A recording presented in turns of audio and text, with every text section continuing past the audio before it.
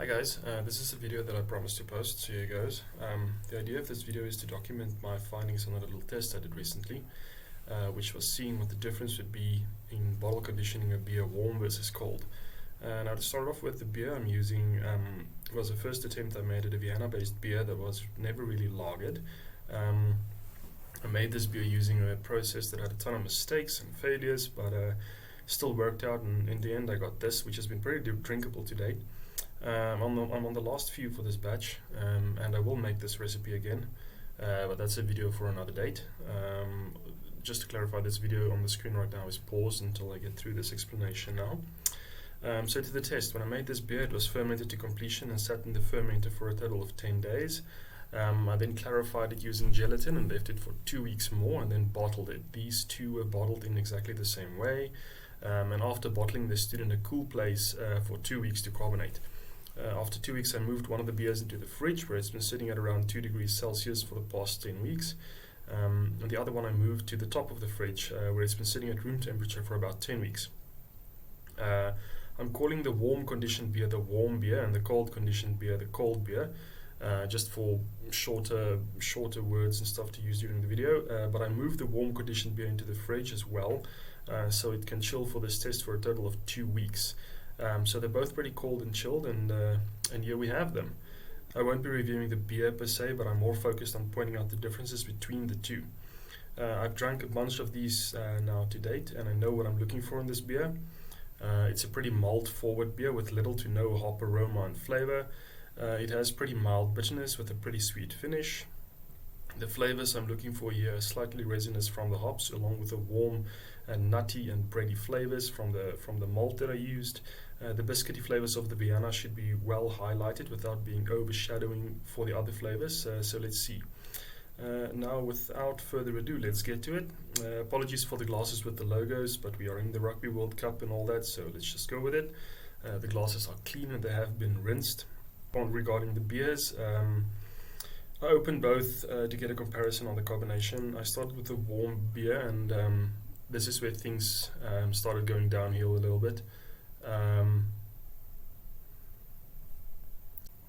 I started with a warm conditioned beer, and it was pretty carbonated. It was carbonated so much actually that I struggled to open up the cap, and I had to pry it off quite strongly. You'll see here that the beer started gush, and I just poured it as soon as possible. I struggled to get a pour, having to pour, stop all the time to avoid the beer all over the dining room table. As a result, the color and clarity will be impossible to compare, unfortunately. You'll see I keep going, and the idea is just to get a bit of the head gone so that I can actually compare the beer. But as I did this and I took sips from it to stop the gushing, the yeast got mixed into suspension, and the clarity and stuff was completely shot. So that won't be compared in this video. So at this stage, I decided to just leave it for a bit because it wasn't stopping. I figured just screw this.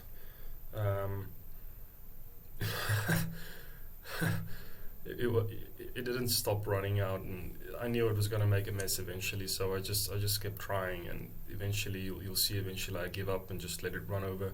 I do pause the video at some stage to go get a cloth to clean it up with.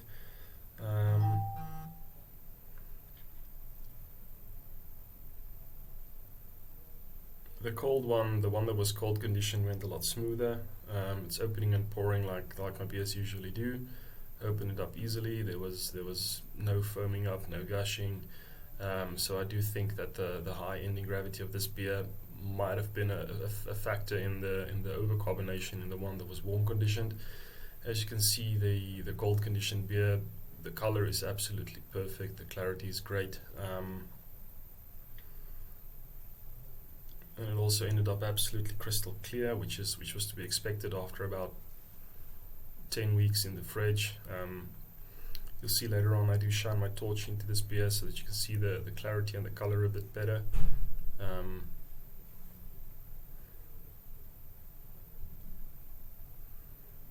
So yeah, obviously at this stage I have been tasting the warm conditioned beer quite a bit.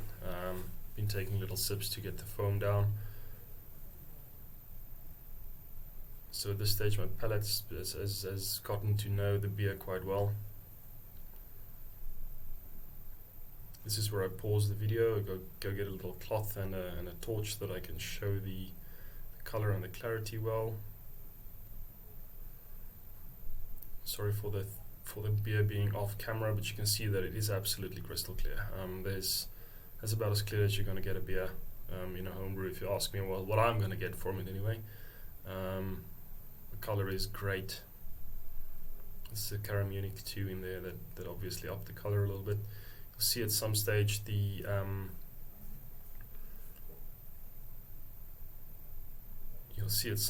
like now the camera is out of focus. I'm using my cell phone, so it is a bit out of focus. But disregarding that, now let's get to the beers themselves, onto the nose and taste. This is where it got interesting and also unexpected. I honestly expected some difference, but I never expected it to be this much. Both on the nose and the taste, the cold conditioned beer was significantly more hop forward, and the warm beer significantly more malt forward. The cold beer showed definite notes of resin, herbs, and citrus from the Admiral hops I used in this batch. The malt was present, but it took a backseat to the hops, definitely. The flavor was the same, crisp and drier than the warm beer, and stronger and crisper bitterness. There was less sweetness and less of the Vienna quality that made this beer good for me in the first place. The warm beer ended up sweeter, more malty, less bitter, and had very strong notes of biscuits, nuts, and caramel from both the Vienna and the Munich 2 malt in there. It wasn't as crisp and had a warmer feel to it. Which is what you want if you want to build a Vienna beer. I asked my wife to do the taste test at this stage as well because I was confused about my results. She confirmed it. The warm conditioned beer, in my opinion, in this case, what I was aiming for is the better one. The cold one is interesting. It's definitely not bad, but the beer that I wanted from this recipe and the flavor profile that I was aiming for, the warm conditioned one is definitely the one that ended up better. This showed me two things actually. First, cold conditioning isn't always best. If you want a malt forward beer, I would condition it warm. I think the volatile hop aromas and scents that all goes away with more age goes away more in a warm conditioned beer. So I think you can use that to your advantage for a malty beer. Secondly, it showed me that there is a massive difference in the two. It's not a small or a minute difference. I wasn't expecting the change to be this much. Or negligible, like I've seen some sources online quote, but the difference is massive. It honestly tasted like two different beers. Don't get me wrong, both were great, but the difference was bigger than I expected, and it quite surprised me. And yes, the warm conditioning, it resulted in a foamier beer. I don't think it has to do directly with the fact that it was warm conditioned. I do think it was because of the fact that the beer ended with a very high gravity, and I think some of those sugars might have broken down a little bit during the time that it stood, and it might have resulted in slightly more carbonation, which is what you can see here, which is also what was reported from a friend of mine who I had taste test these beers. And yeah, that's it. That's it for this test and this review, my results. Thanks for watching, guys. If you like this video, please like it, and if you want to possibly see more homebrew stuff, comment and subscribe and whatnot. I'll see if I can do this more often, do a little bit more of these brewing videos. Yeah, thanks for listening to me ramble.